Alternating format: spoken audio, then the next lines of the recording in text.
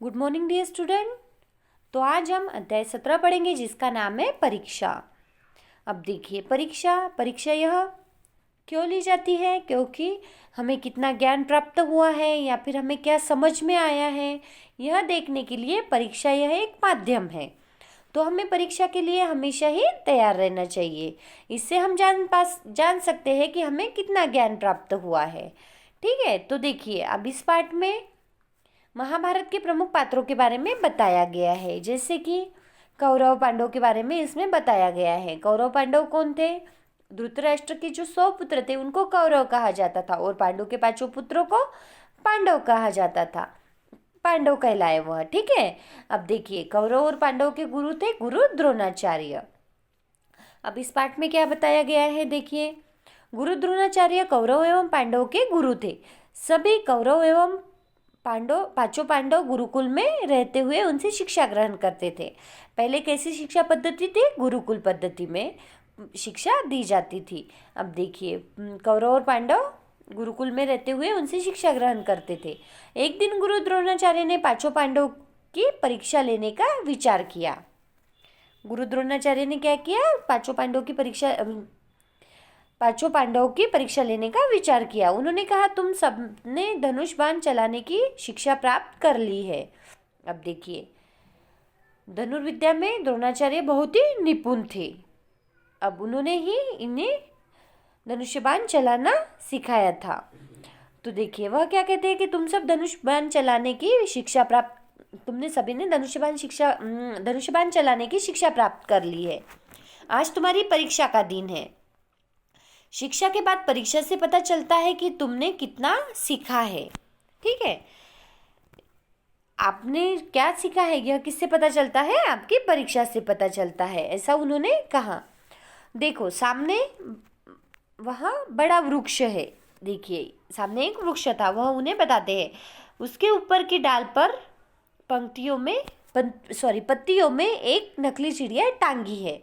गुरु द्रोणाचार्य ने क्या किया? एक पेड़ के ऊपर पत्तियों के बीच एक नकली चिड़िया टांग दी। तुम सभी को उस चिड़िया की आंख में लक्ष्य भेद करना है। उन्हें कहाँ लक्ष्य भेद करना था? कहाँ निशाना लगाना था? चिड़िया की आंख में। ध्यान रहे, लक्ष्य है आंख। सभी राजकुमार एक साथ बोले, जी गुरुदेव, समझ गए। देखिए उन्होंने क्या कहा कि तुम्हें लक्ष्य भेद कहाँ करना है? आंख में। और सभी राजकुमार ने कहा कि समझ गए।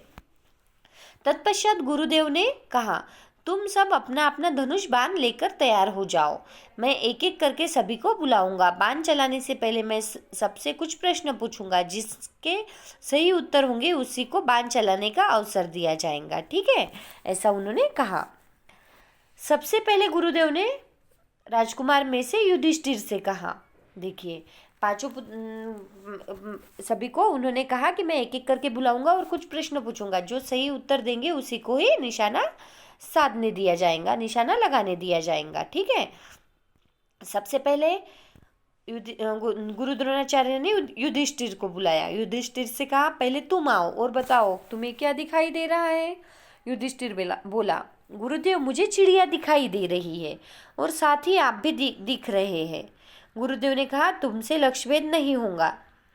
तत्पश्चात गुरुदेव ने भीम से कहा। देखिए युधिष्ठिर ने क्या कहा कि मुझे चिड़िया दिखाई दे रही है, तो गुरु द्रोणाचार्य ने कहा कि तुमसे लक्ष्यभेद नहीं होगा।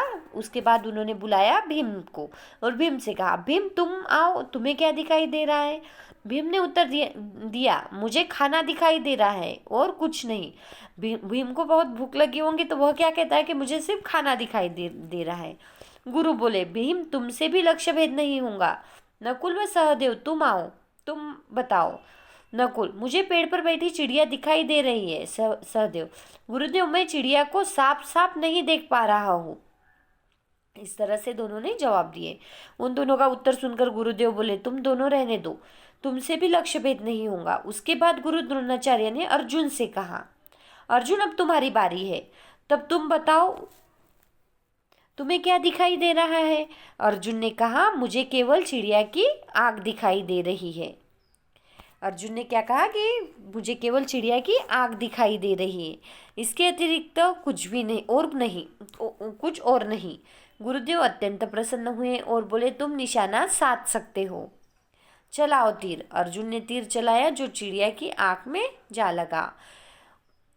उस दिन से अर्जुन द्रोणाचार्य के और भी प्रिय हो गए। देखिए, अर्जुन ने क्या कहा था कि मुझे चिड़िया की आंख दिखाई दे रही है, और द्रोणाचार्य ने चिड़िया की आंख में ही निशाना साधने के लिए कहा था, निशाना लगाने के लिए कहा था।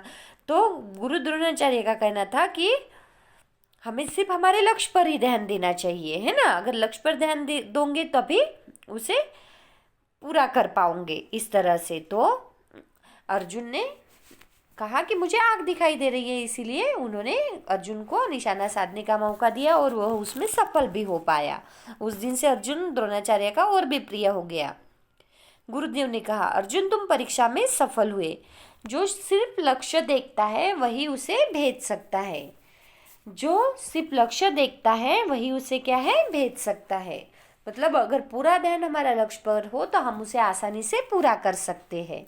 इस तरह से यहाँ पर हमारा पाठ पूरा हुआ जिसका नाम है परीक्षा। अब इस पाठ का अभ्यास देखिए। प्रश्न 1, निम्नलिखित प्रश्नों के उत्तर दीजिए। गुरु द्रोणाचार्य के शिष्य कौन थे? गुरु द्रोणाचार्य के शिष्य कौरव और एवं पांडव थे। सबसे पहले किसे निशाना लगाने के लिए कहा गया? सबसे पहले युधिष्ठिर को निशाना लगाने के लिए कहा गया। भीम से लक्ष्य के बारे में पूछने पर उसने क्या जवाब दिया? तो देखिए, भीम से लक्ष्य के बारे में पूछने पर उसने कहा कि मुझे खाना दिखाई दे रहा है और कुछ नहीं। अर्जुन को लक्ष्य के रूप में क्या दिखाई दिया? अर्जुन को लक्ष्य के रूप में चिड़िया की आंखें दिखाई दे रही थी, सिर्फ उसे आंख दिखाई दे रही थी। ठीक है, इस तरह से यह हो गए बोलकर प्रश्नों के जवाब। यह सभी प्रश्नों के जवाब आपको याद करना है और हिंदी कॉपी में भी लिखना है। इसके बाद देखिए, लिखकर निम्नलिखित प्रश्नों के जवाब दीजिए, उत्तर दीजिए। गुरु द्रोणाचार्य ने अपने शिष्यों की परीक्षा कैसे ली? गुरु द्रोणाचार्य ने पेड़ की डाल पर एक नकली चिड़िया टांग दी और शिष्यों से उसकी आंख पर निशाना साधने के लिए कहा। ध्यान रखें, लक्ष्य है आंख। इसके द्वारा गुरु द्रोणाचार्य अपने शिष्यों को क्या सिखाना चाहते थे? इसके द्वारा गुरु द्रोणाचार्य शिष्यों को यह सिखाना चाहते थे कि यदि ध्यान केवल लक्ष्य पर होगा तभी सफलता मिलेगी। लक्ष्य भेद किसने तथा कैसे किया?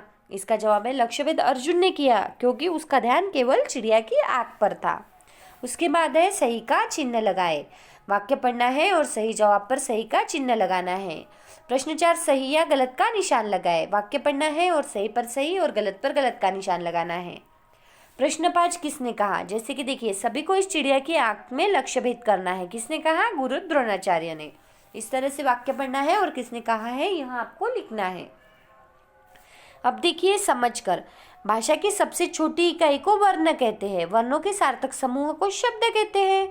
शब्दों के वर्णों को अलग अलग करके लिखना वर्ण विच्छेद कहलाता है। वर्ण विच्छेद इसका पूरा एक यह वर्ण विच्छेद इस अध्याय को हमने इसके पहले पढ़ा है। तो अब देखिए, मछली, म में क्या है? अ। छ में क्या है? अ। और ल में क्या मिलाया गया है? बड़ी ई की मात्रा। इस तरह से इसे वर्ण विच्छेद इसका पूरा अलग अलग कर लिखा गया है। इस तरह से यहाँ पढ़ना है और शब्द पढ़ना है और शब्द के वर्ण विच्छेद आपको करना है। और प्रश्न 7 है, वर्णों को जोड़कर सही शब्द लिखे। जो वर्ण विच्छेद आपको दिया गया है वह जोड़कर सही शब्द पूरा करना है। इस तरह से यहाँ पर हमारा पाठ परीक्षा और इस पाठ का अभ्यास पूरा होता है। ठीक है, सभी प्रश्न आपको पूरे करने हैं। Thank you.